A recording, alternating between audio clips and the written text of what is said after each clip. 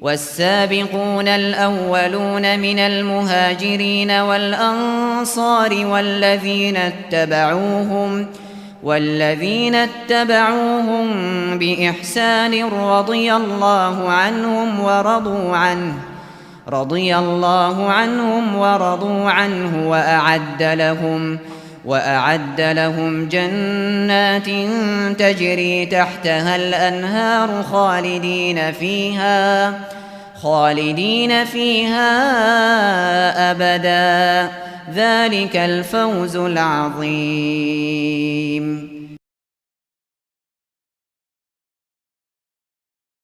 عليكم ورحمة الله وبركاته. إن الحمد لله نحمده ونستعينه ونستغفره ونعوذ بالله من شرور أنفسنا ومن سيئات أعمالنا من يهده الله فلا مضل له ومن يضلل فلا هادي له أشهد أن لا إله إلا الله وحده لا شريك له وأشهد أن محمدا عبده ورسوله. قال الله تعالى يا أيها الذين آمنوا اتقوا الله حق تقاته ولا تموتن إلا وأنتم مسلمون. يا أيها الناس اتقوا ربكم الذي خلقكم من نفس واحدة وخلق منها زوجها وبث منهما رجالا كثيرا ونساء واتقوا الله الذي تساءلون به والأرحام إن الله كان عليكم رقيبا. يا أيها الذين آمنوا اتقوا الله وقولوا قولا سديدا يصلح لكم أعمالكم ويغفر لكم ذنوبكم ومن يطع الله ورسوله فقد فاز فوزا عظيما. أما بعد فإن أصدق الحديث كتاب الله وخير الهدي هدي محمد صلى الله عليه وسلم وشر الأمور محدثاتها وكل محدثة بدعة وكل بدعة ضلالة وكل ضلالة في النار. أحبة الكرام إخواني وأخواتي في الدين أعزكم الله. InsyaAllah malam ini kita akan mengkaji sebuah kuteb kecil. Ya, kita katakan kuteb karena sedikit isinya. Ya, paling sekitar 90 halaman. Ya, jadi kuteb itu ismu tasghir dari kitab. Kalau kitab itu besar, kalau kuteb kecil. Ya, sedikit isinya. Yang berjudul Minhajul Firqatin Najiyah wa Ta'ifatil Mansurah. Jalan orang-orang yang selamat dan orang-orang yang ditolong oleh Allah Subhanahu wa taala. Yang disusun oleh Syekh Muhammad bin Jamil Az-Zinu rahimahullah. Ya, beliau adalah merupakan seorang ulama dari Mekah. Beliau merupakan salah satu murid dari Syekh Al-Albani. Kemudian beliau juga pengajar di Darul Hadits Al-Khairiyah bil Makkahil Mukarramah.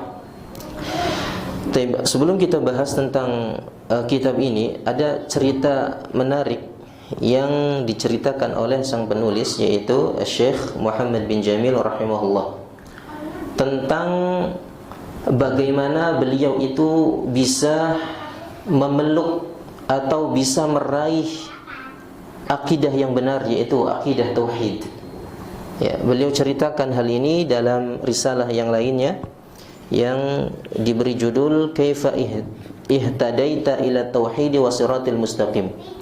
Bagaimana Kaifa ihtadaitu ila tauhid wa siratil mustaqim. Bagaimana aku mendapatkan hidayah tauhid dan jalan yang lurus. Beliau memberikan judul ya tentang pengalaman beliau dalam meraih hidayah tauhid.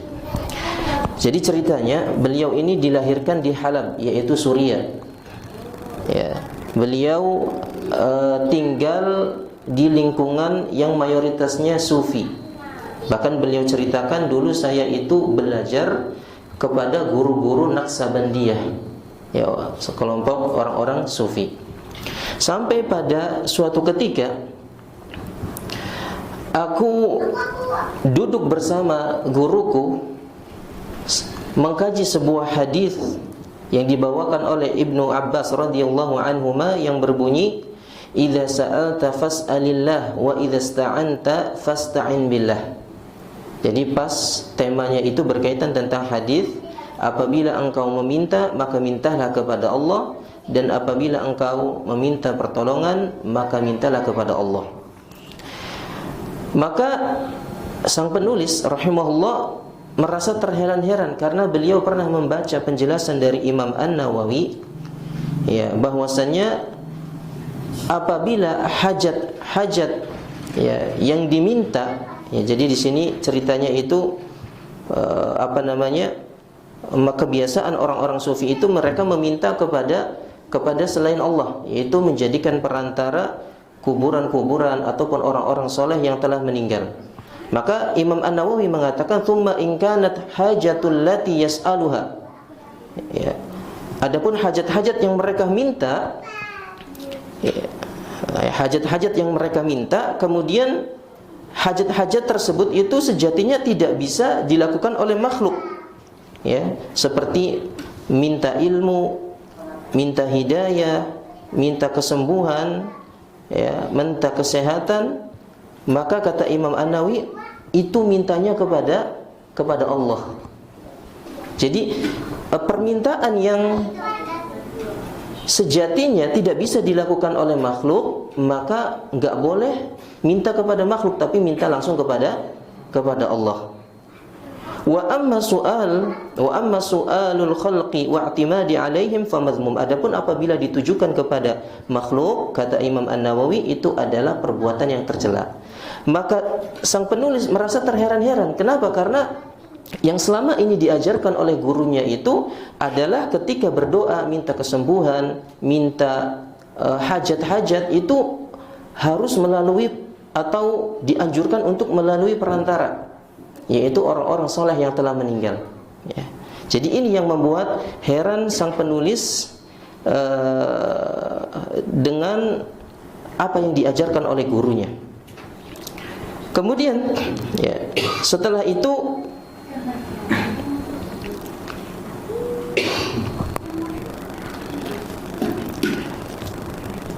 beliau pun bertanya kepada gurunya, ya, tentang akidah yang diajarkan kepadanya.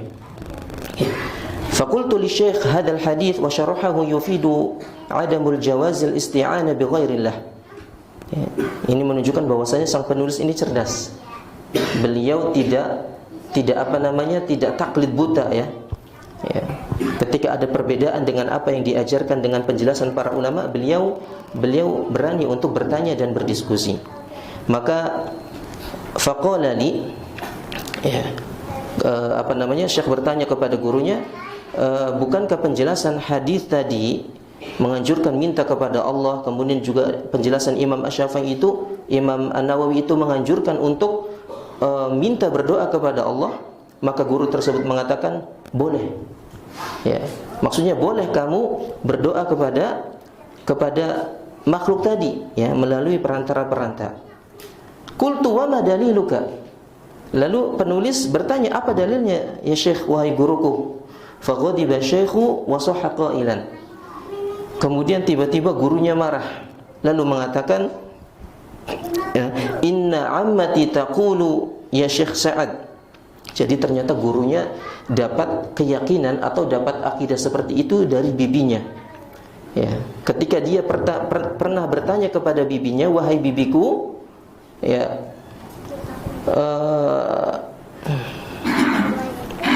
apa yang kau inna ammati taqulu ya Syekh Sa'ad. Sesungguhnya bibiku mengatakan, wahai Syekh Sa'ad. Syekh Sa'ad ini, ya, adalah orang yang dianggap bisa menyampaikan perantara doanya kepada Allah, ya, jadi melalui perantara Syekh Sa'ad. Fa aqulu laha ya ammati wa hal yanfa'uka Syekh Sa'ad. Maka gurunya bertanya kepada bibinya, wahai bibiku, apakah itu bisa memberikan manfaat? Syekh Sa'ad itu bisa memberikan manfaat? Fataqulu ud'u fayatadakhalu 'ala Allahi fayashfini. Ya, udah, doa saja kepada Syekh Sa'ad, kemudian Allah Subhanahu wa taala akan memberikan kesembuhan kepadamu. Ya.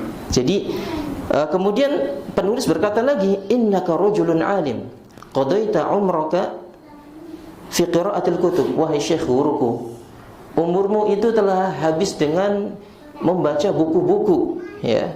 Tsumma ta'khudh aqidataka min 'ammatikal jahilah.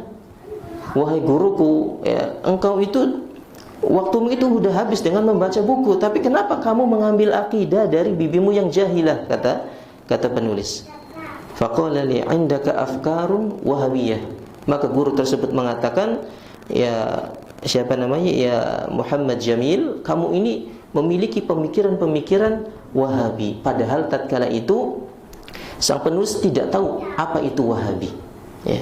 Akhirnya ketika mendengar penjelasan dari gurunya tersebut, beliau pun mencari tahu tentang orang-orang yang disebut sebagai Wahabiyah, ya, yang dinisbatkan kepada Syekh Muhammad bin Abdul Wahhab rahimahullahu taala, ya. Akhirnya beliau cari-cari, ketemulah kajian yang dituduh sebagai disebut dengan sebagai Wahabi dan sebagainya. Akhirnya dijumpailah setiap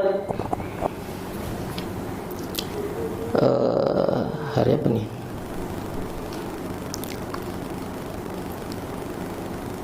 Ya, di sore Kamis, setiap sore Kamis. Kemudian akhirnya dia pun datang ke kajian tersebut, dan subhanallah, ketika itu dia duduk bersama yang lainnya, tapi gurunya belum datang. Guru yang disebut dengan Wahabi tersebut. Akhirnya guru tersebut pun ikut datang. Dan subhanallah, la yaqumu ahadun. Enggak ada yang berdiri sama sekali. Mungkin ini kebiasaan ketika di majlis beliau, ya, orang-orang sufi, murid itu pada berdiri ketika gurunya datang. Tapi ini tidak didapati oleh kajian tersebut. Maka dalam hati sang penulis ini, masya Allah, syaikhnya tawadu, ya. Syaikhnya tawadu, sampai akhirnya beliau pun membuka pelajaran dengan mengucapkan khutbah sebagaimana yang muqaddimah kita bacakan tadi, innal hamdalillah dan seterusnya, sampai pada akhirnya habislah selesai dan datang saatnya tanya jawab. Dan subhanallah, sang penulis melihat bagaimana cara syekh tersebut menjawab. Beliau menjawabnya dengan dalil, ya, sehingga ada yang mengatakan inilah guru yang sesungguhnya. Inilah guru yang sesungguhnya. Nah, dari situlah Syekh rahimahullahu taala mulai yakin bahwasanya apa yang beliau yakini adalah sebuah kebenaran. Jadi kelompok yang disebut atau dituduh oleh orang-orang sebagai kelompok Wahabi, suka menumpahkan darah, suka membenci orang lain dan sebagainya, ini adalah kelompok yang hakiki, kata beliau. Kenapa? Karena berdasarkan dalil Al-Quran dan Sunnah serta pemahaman para salaful ummah. Nah, ini jadi awal cerita kenapa Syekh rahimahullahu ta'ala ini mendapatkan hidayah tauhid, padahal dari kecil beliau itu hidup di lingkungan yang mayoritasnya itu orang-orang sufi, ya. Sampai pada akhirnya beliau pun mengajar di Suriah kurang lebih 29 tahun. Kemudian beliau umrah pada tahun 1400 Hijriah ke kota Mekah, ya. Setelah ke kota Mekah, beliau pun bertemu dengan Syekh bin Baz rahimahullah. Kemudian diminta untuk mengisi kajian di Masjidil Haram ketika musim haji. Sampai musim haji selesai, maka Syekh bin Baz meminta Syekh Zainu atau Syekh Jamil untuk berdakwah di Yordan. Enggak sampai setahun kembali ke kota Mekah dan diminta untuk mengajar di Darul Hadits Al-Khairiyah di Makkahil Mukarramah. Jadi itu ceritanya. Sampai beliau wafat di tahun 2010, ya, beliau wafat di hari Jumat. Artinya, ikhwan fillah azakumullah, pelajaran yang bisa kita petik dari perjalanan beliau dalam mencari hidayah itu, bahwa hidayah itu harus dicari, ya. Tidak bisa kita hanya berpangku tangan, ya. Memang hidayah itu ada dua, ada hidayatul taufik dan hidayatul irsyad. Hidayatul taufik murni dari Allah, ya. Tapi hidayatul taufik ini juga bisa diraih dengan hidayatul irsyad melalui Rasulullah SAW dan orang-orang yang mengajarkan ajaran Rasulullah SAW, ya. Oleh karena itu, kalau kita pengen hidayah, pengen petunjuk, maka dicari. Carinya di mana? Bisa di majelis ilmu seperti ini, ya. Karena ilmu itu ya'ti wa la yu'ta. Ilmu itu datang, enggak bisa didatangin. Kalau kita pengen ilmu, nggak bisa kita duduk di rumah kemudian dapat ilmu, tapi harus ada usaha untuk meraih ilmu tersebut. Paham ya? Jadi ini sisi perjalanan sang penulis rahimahullahu taala dalam mencari hidayah tauhid, sehingga beliau tulis perjalanannya tersebut dalam kitabnya Kaifa Ihtadaitu ila Tauhid wa Siratil Mustaqim. Baik. Kemudian berkaitan tentang judul ini, ya, Minhajul Firqatin Najiyah, ya, dan di antara karangan beliau banyak, ya, di antaranya kitab ini Minhajul Firqatin Najiyah. Ada yang tahu apa maksud daripada minhaj? Apa bedanya minhaj dengan manhaj? Apa bedanya? Sama aja, secara bahasa minhaj dengan manhaj itu sama. Ya, dalam bahasa Arab artinya sama, yaitu at-tariqah, jalan. Artinya jalan. Ya. Ya. Apa bedanya dengan akidah? Kalau manhaj atau minhaj itu lebih umum daripada akidah. Jadi minhaj itu jalan, ya, jalan yang ditempuh untuk untuk menuju suatu tujuan. Itu disebut dengan manhaj. Ya, manhaj salaf ataupun manhaj yang lainnya itu maksudnya adalah jalan, metode yang mencakup di dalamnya tentang masalah akidah, tentang masalah ibadah, tentang masalah muamalah, atau bahkan tentang masalah manhaj dakwahnya para rasul. Jadi umum. Ya, di antaranya itu adalah akidah. Akidah itu berasal dari kata al-aqdu, ikatan, yang artinya sesuatu yang terikat. Maksudnya adalah sesuatu yang harus diyakini dalam hati. Itulah disebut dengan akidah, ya, i'tiqad, ya, keyakinan. Ya, keyakinan.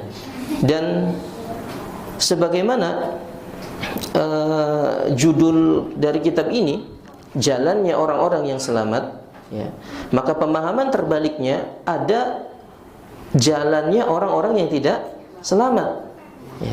Maka perlu kita fahami bersama bahwasanya jalan yang selamat itu mana saja dan jalan yang tidak selamat itu mana saja.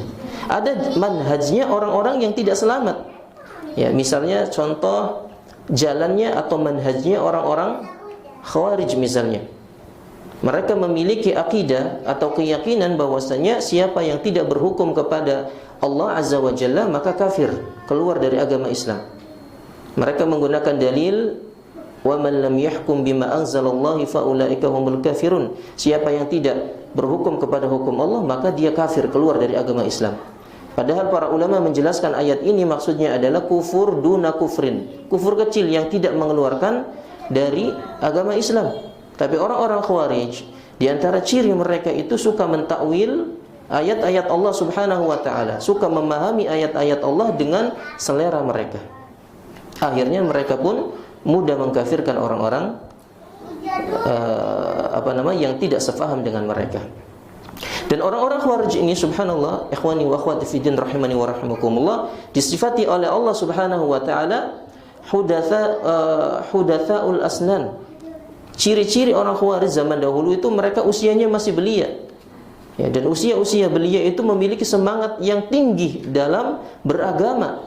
Akan tetapi sayang, sufahaul ahlam, kata Nabi, akal mereka rusak. Gara-gara apa? Gara-gara mereka suka mentakwil ayat-ayat Allah Subhanahu wa taala. Dan orang-orang Khawarij ini subhanallah dari semangat luar biasa sekali. Sampai disifati oleh Nabi sallallahu alaihi wasallam, yakhruju qaumun min ummati yaqra'una al-Qur'an, laisa qira'atuhum bi qira'atihim syai' wala salatukum bi salatihim syai' wala siyamukum bi siyamihim syai'. Kata Nabi, akan keluar dari umatku orang-orang yang pandai membaca Al-Qur'an. Lalu Nabi menyebutkan bacaan mereka itu enggak ada apa-apanya dengan kalian. Nabi berbicara kepada para sahabat, dan kita tidak meragukan bahwasanya sahabat ibadahnya luar biasa, ibadahnya sangat berkualitas. Tapi kata Nabi SAW, wahai para sahabatku, ibadah kalian itu tidak ada apa-apanya dengan orang-orang Khawarij. Puasa kalian, salat kalian, ya, bacaan Al-Quran kalian itu enggak ada apa-apanya dengan mereka. Menggambarkan bahwasanya orang-orang Khawarij, mereka itu memiliki semangat yang tinggi dalam beragama. Tapi sayang, mereka mengambil pemahaman-pemahaman ayat-ayat Allah itu bukan dari sahabat dan ulama-ulama, akan tetapi dari selera mereka. sehingga mereka berani mentakwil, memalingkan makna yang sesungguhnya ke makna yang lainnya. Itu di antara ciri orang-orang Khawarij. Makanya subhanallah disebutkan dalam Sunan Al-Kubra, Imam An-Nasa'i meriwayatkan sebuah hadis dari Nabi sallallahu alaihi wasallam ketika Ibnu Abbas radhiyallahu anhuma meminta izin kepada Waliul Amr Ali radhiyallahu anhu tatkala itu untuk mendakwahi orang-orang Khawarij. Jadi ceritanya orang-orang Khawarij ini menganggap Ali dan pemerintahannya itu kafir. Kenapa? Karena Ali radhiyallahu anhu melakukan atau membuat perjanjian damai dengan kubu Muawiyah radhiyallahu anhu. Ketika terjadi fitnah, maka Muawiyah mengutus utusan, Ali pun mengutus utusan untuk disepakati sebuah perjanjian damai. Maka disepakatilah dari kedua belah pihak. Nah, orang-orang Khawarij mereka tidak terima Ali yang tatkala itu sebagai waliul amr mengambil hukum dari manusia, sehingga mereka menuduh Ali ini kafir, keluar dari agama Islam. Ya, ini kesalahan orang-orang Khawarij dalam memahami ayat Allah Subhanahu wa taala. Jadi mengira kalau mengambil hukum, pokoknya kalau hukum tersebut diambil dari manusia bukan Allah, maka itu keluar dari agama Islam. Maka Ibnu Abbas meminta izin kepada waliul amr tatkala itu untuk datang ke markas orang-orang Khawarij yang jumlahnya 6.000. Dan beliau datang hanya sendirian, meminta izin, ya wahai Amirul Mukminin, izinkan aku untuk berdakwah, mendakwahi mereka. Maka Ali radhiyallahu anhu mengatakan, inni akhafu alaika, aku khawatir terjadi apa-apa denganmu ya Ibnu Abbas. Tapi Ibnu Abbas tetap memaksa untuk mendakwahi mereka, maka diizinkan. Kemudian setelah datang ke markas mereka, Ibnu Abbas pun disambut dengan suka ceria oleh orang-orang Khawarij. Terjadi diskusi yang panjang, ngobrol dan sebagainya, sampai pada suatu pembahasan yang inilah letak kesalahan mereka. Sebagaimana tadi kita jelaskan, ya, mereka menuduh Ali mengambil hukum manusia itu nggak boleh, kafir. Ente ngambil hukum perjanjian damai dari manusia, itu perjanjian dari manusia, bukan dari Allah. Jadi metode inilah yang disalahkan oleh orang-orang Khawarij. Maka Ibnu Abbas membawakan sebuah ayat dalam surat An-Nisa ayat 35, wa in khiftum shiqaqa bainihima fab'athu hakaman min ahlihi wa hakaman min ahliha yurida islaha yuwaffiqillahu bainahuma.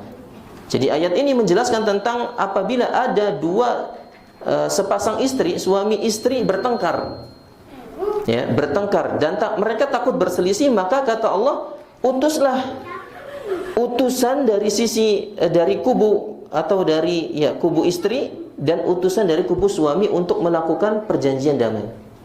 Jadi ternyata cara tersebut itu diajarkan oleh Allah Subhanahu wa taala dalam Al-Qur'an.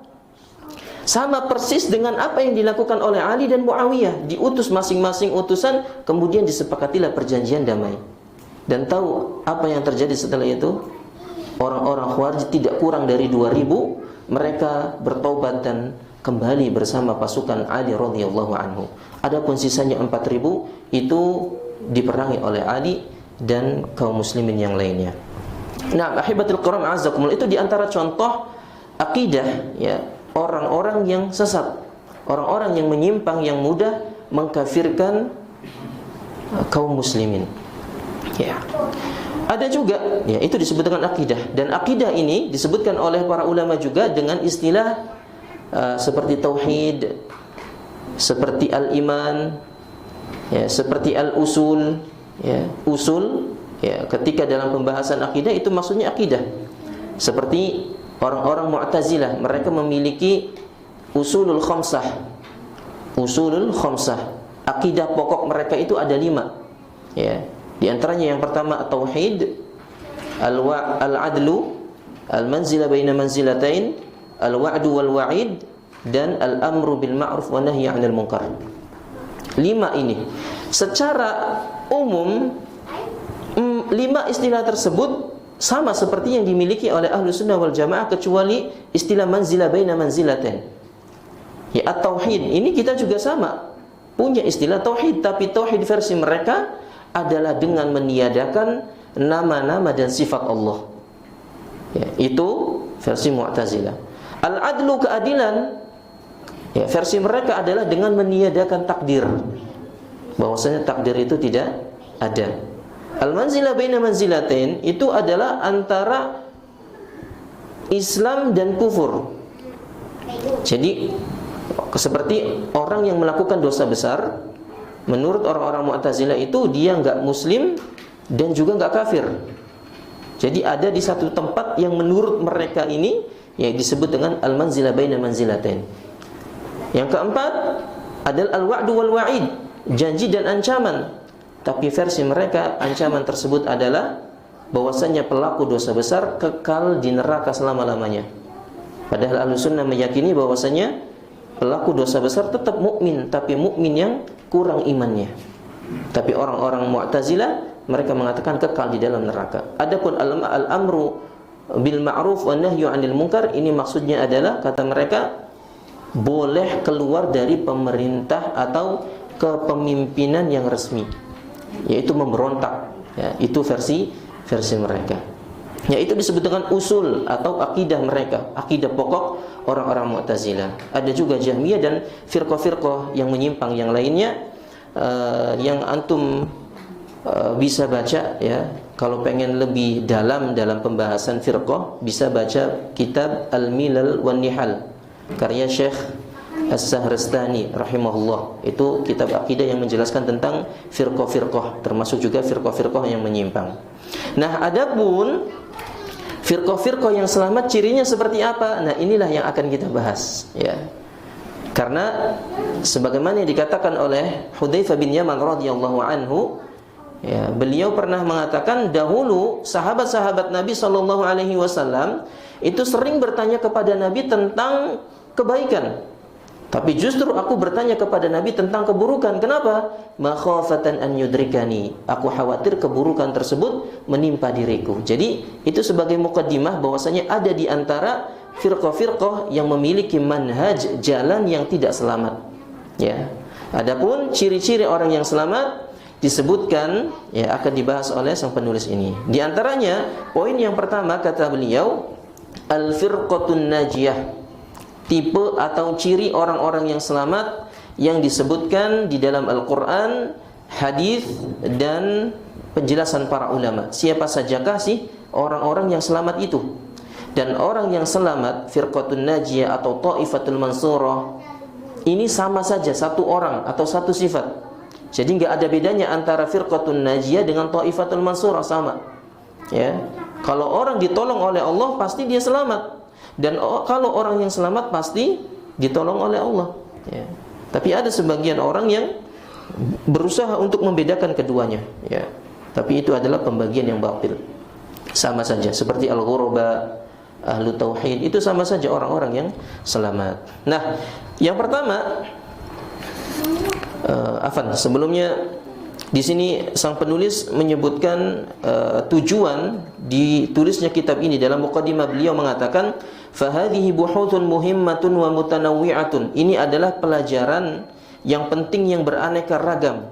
Tad'ul musyrikina ila aqidati tauhid al-khalis.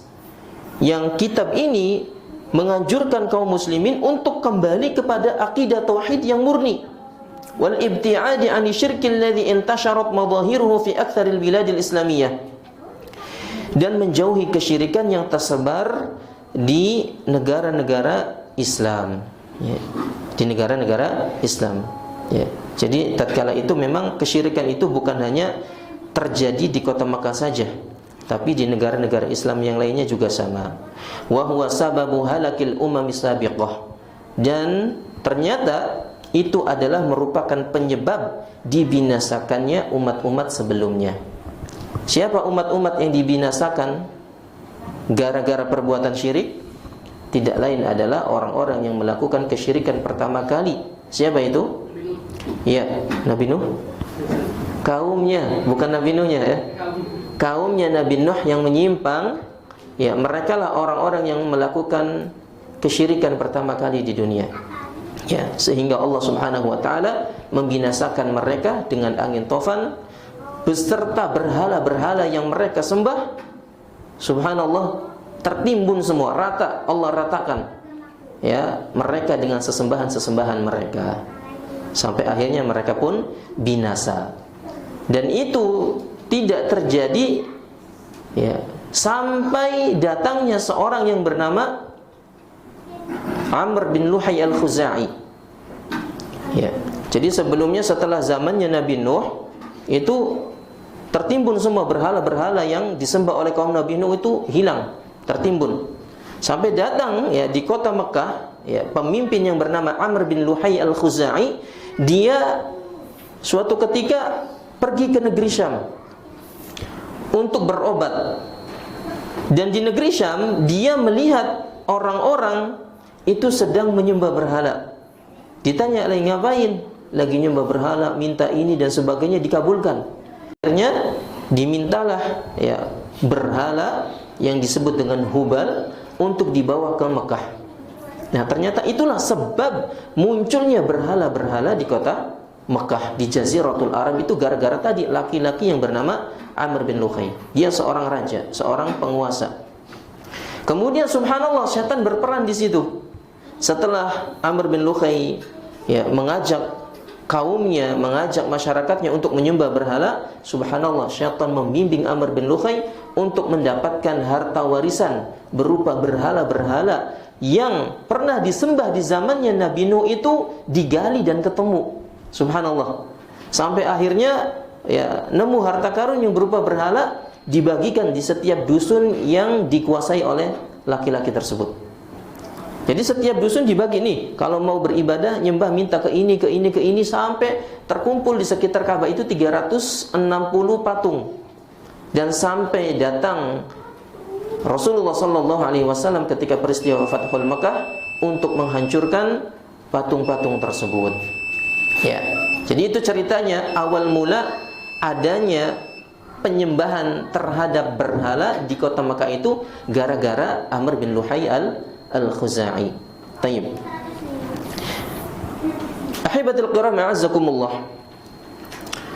Ya, kemudian beliau juga menjelaskan dalam risalah ini bahwasanya akan diterangkan juga jalannya orang-orang yang selamat yang disebutkan dalam hadis agar orang-orang itu bisa beramal dengan benar sampai mereka selamat dan ditolong oleh Allah Subhanahu wa taala. Sudah isya ya? Belum. Alhamdulillah. Baik. Kemudian kita masuk kepada dalil yang pertama yang menjelaskan ciri orang yang selamat. Beliau bawakan surat Al-Imran ayat 103. Allah berfirman, wa'tasimu bihablillahi jami'an wa la tafarraqu. Perhatikan surat Al-Imran ayat 103. Allah Subhanahu wa taala berfirman, wa'tasimu bihablillahi jami'an wa la tafarraqu. Dan berpegang teguhlah dengan tali Allah Subhanahu wa taala, dan janganlah kalian bercerai-berai. Janganlah kalian bercerai-berai. Jadi ada dua poin di dalam ayat ini yang ingin kita sampaikan, bahwasanya di antara ciri orang-orang yang selamat itu adalah dia yang berkomitmen untuk berpegang teguh kepada Al-Qur'anul Karim. Habl di situ maksudnya adalah Al-Qur'anul Karim. Jadi kalau orang yang pengen selamat, maka hendaknya dia itu berpegang teguh kepada Al-Qur'anul Karim. Ya. Dengan cara apa? Dengan cara mengamalkan kandungan-kandungan yang terkandung di dalam Al-Quran. Dan seseorang tidak mungkin bisa mengamalkan Al-Quran kecuali dia mentadabburinya terlebih dahulu, mengetahui tafsiran atau maksud dari ayat tersebut. Dan seseorang tidak mungkin mentadabburi Al-Quran kecuali dia harus bisa memahami ayat itu terlebih dahulu. Apa bedanya memahami dengan tadabbur? Kalau memahami itu cukup dengan baca terjemahan. Oh, ayat ini artinya seperti ini, itu paham. Kalau tadabbur itu adalah melihat penjelasan para ulama. Ya, tafsirnya para ulama itu disebut dengan tadabbur. Dan seseorang tidak mungkin bisa melakukan itu kecuali dia harus bisa membaca Al-Quran terlebih dahulu. Jadi langkah yang pertama supaya kita bisa melakukan mengamalkan Al-Quran dengan benar itu adalah dengan membaca Al-Quran. Sering membacanya, memahaminya. Ya, syukur-syukur ditadaburinya baru diamalkan. Ya, itu ciri orang yang selamat yang disebutkan oleh Allah Subhanahu wa taala. Karena Allah Azza wa Jalla menurunkan Al-Qur'an itu sebagai pedoman bagi manusia. Hudal linnasi wa bayyinatin minal huda wal furqan. Al-Qur'an diturunkan sebagai penjelas bagi manusia dan pembeda antara yang hak dan antara yang batil. Oleh karenanya di dalam ayat Syura, ya, surat Syura ayat 52 Allah terangkan bahwasanya Al-Qur'an itu seperti ruh bagi jasad. Allah berfirman, wa kadzalika auhayna ilaika ruham min amrina ma kunta tadri mal kitabu walal iman walakin ja'alnahu nuran nahdi bihi man nasha min ibadina wa innaka latahdi ila siratal mustaqim. Kata Allah, dan demikianlah kami wahyukan kepada engkau wahai Nabi Muhammad berupa ruh. Apa ruh di situ maksudnya? Al-Qur'an.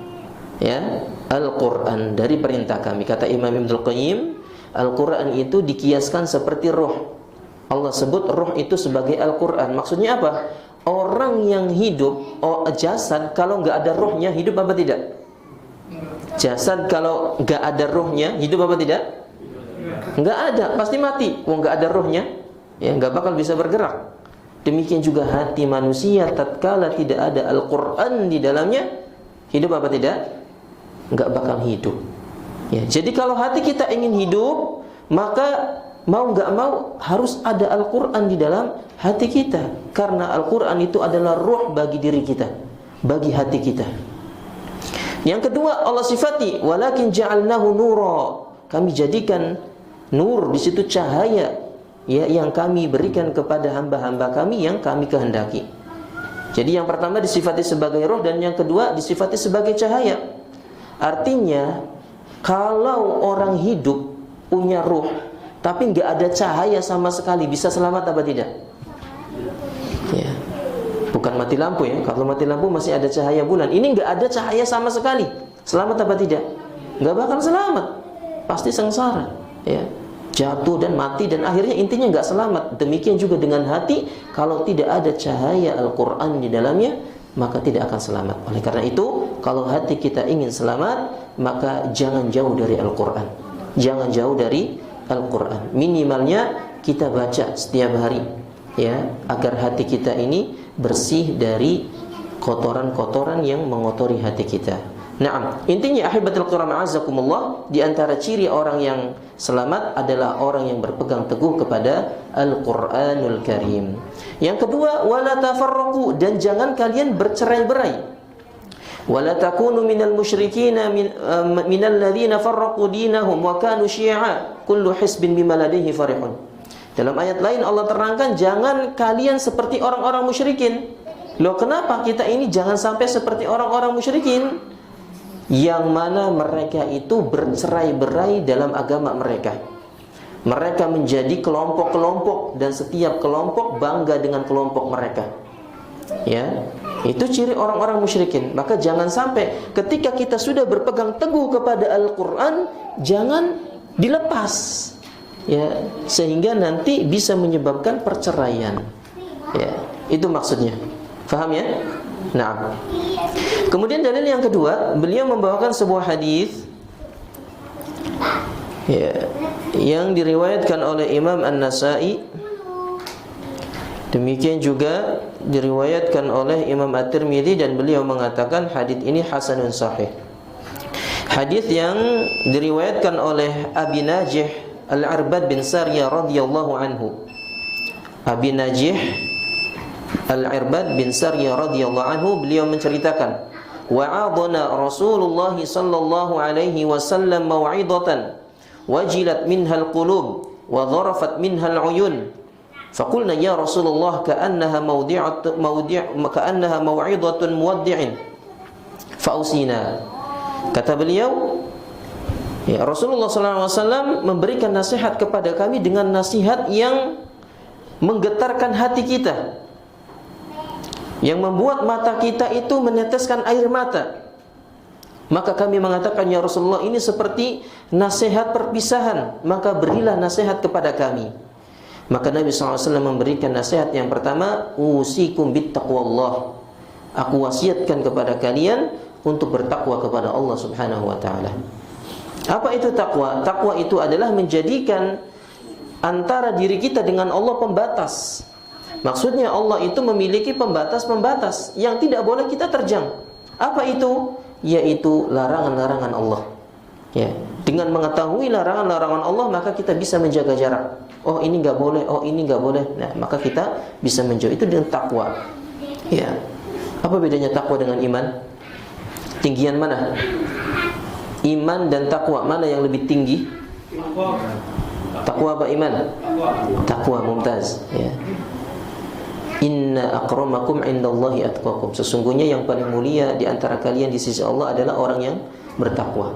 Dan di banyak ayat Allah Subhanahu wa taala sebutkan di antaranya, ya ayyuhalladzina amanu kutiba alaikumus syiyamu kama kutiba alal ladzina min qablikum la'allakum tattaqun. Ketika Allah menjelaskan tentang puasa, Allah awali dulu, wahai orang-orang yang beriman. Di akhirnya apa? Agar kalian bertakwa. Jadi takwa ini adalah bagian daripada iman, ya, dan merupakan tingkatan tertinggi, ya, karena orang-orang yang mulia di sisi Allah itu tergantung ketakwaannya. Bukan tergantung nasabnya, bukan tergantung jabatannya, tapi yang paling mulia di sisi Allah adalah takwa. Maka kita berusaha untuk bertakwa kepada Allah Subhanahu wa taala dengan cara berusaha untuk menjalankan perintah-perintahnya serta berusaha untuk menjauhi larangan-larangannya. Yang kedua, wasam'i wa ta'ah. Nasihat yang kedua kata Nabi adalah dengar dan taat. Wa in ta'ammara 'alaikum 'abdun habasyiyun. Meskipun ya taat dan dengar kepada pemerintah, meskipun yang memimpin kalian itu adalah seorang budak dari Habasyi. Mungkin enggak seorang budak memimpin suatu negara? Mungkin apa tidak? Iya, tidak mungkin. Budak itu tidak mungkin. Ya bagaimana dia bisa memiliki orang lain padahal dia saja enggak dimiliki oleh orang lain? Makanya nggak boleh budak itu jadi apa namanya? Jadi khalifah atau jadi pemimpin. Ya, budak itu dimiliki oleh orang lain dan dia bekerja itu nggak digaji. Ya, seperti ya udah kerja saja nggak dapat gaji, itu budak. Beda dengan pembantu, ya. Nah kata Nabi, seandainya negara itu dipimpin seorang budak, maka wajib bagi kalian untuk taat kepada pemimpin tersebut meskipun dia seorang budak. Menunjukkan bahwasanya taat kepada pemimpin itu adalah termasuk manhajnya ahlu sunnah wal jamaah, akidahnya ahlu sunnah wal jamaah. Enggak boleh memberontak sebagaimana yang dilakukan oleh orang-orang Khawarij dan orang-orang Mu'tazilah. Naam. Kemudian yang ketiga, ya, fa innahu man ya'ish minkum fasayara ikhtilafan katsira. Karena sesungguhnya siapa yang hidup di antara kalian setelahku maka akan menjumpai perbedaan yang begitu banyak. Nabi awali dulu, ya. Kalau kalian masih hidup setelah aku meninggal, pasti akan terjadi perbedaan yang sangat banyak. Fa'alaikum bisunnati wa sunnatil khulafa'ir rasyidin al-mahdiyyin. Tamassaku biha wa 'addu 'alaiha bin nawajid. Ini nasihat yang ketiga. Ketika terjadi perselisihan, maka Nabi mewanti-wanti agar kalian itu berpegang teguh kepada sunnahku. Apa itu sunnah? Sunnah itu adalah ya setiap yang disandarkan kepada Nabi berupa ucapan, perbuatan, penetapan ataupun sifat khalqiyah ataupun khuluqiyah, itu disebut dengan sunnah. Ya.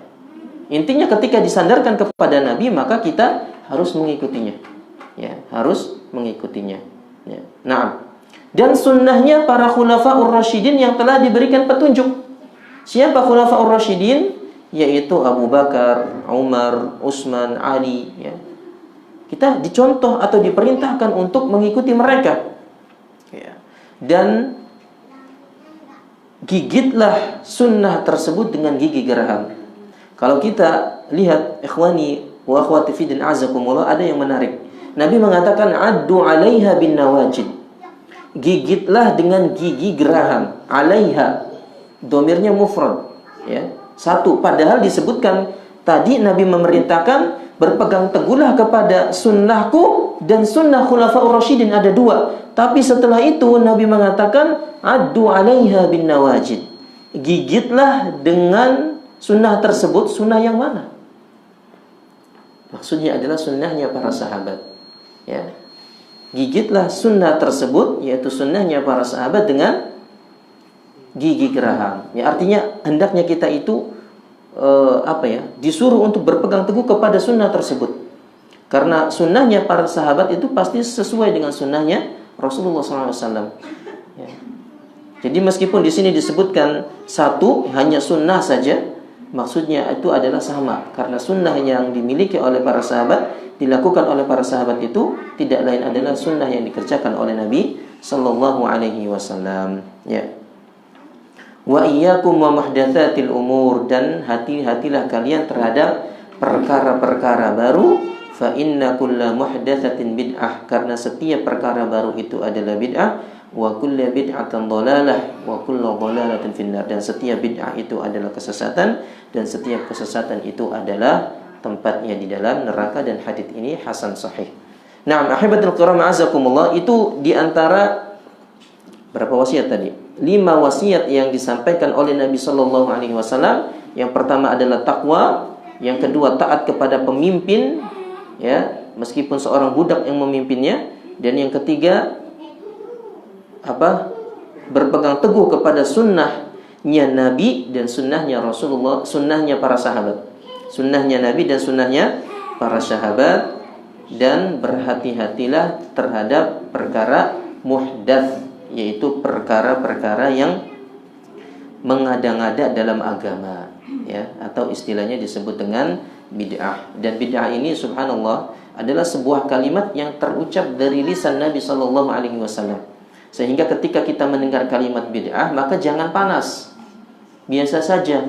Wong ini kalimat yang terucap dari lisan Nabi, lisan orang yang paling mulia dan orang yang kita muliakan, ya, Muhammad sallallahu alaihi wasallam. Maka ya, kita harus ya mengimani apa yang diucapkan oleh Nabi sallallahu alaihi wasallam, di antaranya adalah dengan menjauhi perkara-perkara bid'ah. Taib. Masih ada atau sampai jam berapa? 5 menit lagi ya. Baik, sampai Isya ya. Kemudian hadis yang ketiga adalah sebuah hadis yang diriwayatkan oleh Imam Ahmad dan yang lainnya, dan dihasankan oleh beliau. Kata Nabi sallallahu alaihi wasallam, "Ala wa inna man qablakum min ahli al-kitab iftaraqu ala 72 millah." Ketahuilah bahwasannya orang-orang sebelum kalian dari kalangan orang-orang Yahudi, kata Nabi, terpecah belah menjadi 72 golongan. Wa inna hadhihi al-millata sataftariqu ala 73. Dan umat ini, umat Islam akan terpecah belah menjadi 73 golongan. Thintani wa sab'una fin nar wa wahidatun fil jannah.